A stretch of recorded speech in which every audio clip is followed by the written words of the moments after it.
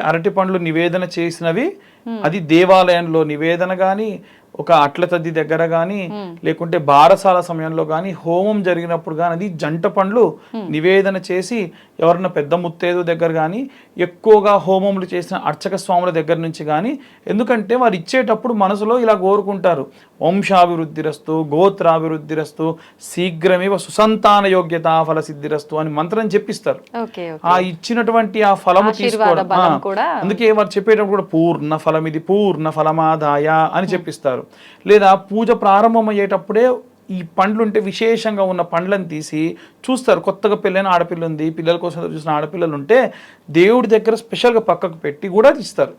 ఈ కారణం ఏంటిది అని అంటే, మనకి స్పెషల్గా ఒక పండు పక్కకు పెట్టి వారికి పూజ అంతా పూర్తయిన తర్వాతకి కొబ్బరికాయతో పాటు ఇవ్వాలి. అలా ఇస్తే పూర్ణ ఫలము అని అంటారు. అందుకే పూర్ణ ఫలం ఇది, పూర్ణ ఫలం ఆదాయ అని చెప్పి వారు ఏ దీవెనలు ఇవ్వాలి ఆ దీవెనలు ఇచ్చిస్తారు.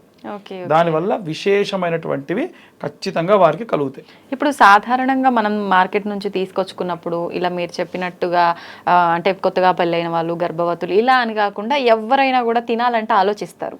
తినొచ్చు, వాడికి ప్రాబ్లం ఏమి ఉండదా? Okay, okay. చాలా తీసి పక్కన పెట్టేస్తుంటారు. ఇట్లా జంట వచ్చినాయి అనగానే దాన్ని విడదీయకూడదు, తినొచ్చో లేదో ఇలాంటి సందేహాలు చాలా ఉంటాయి. తినడం వల్ల అయితే ఇబ్బంది ఏమి ఉండదు.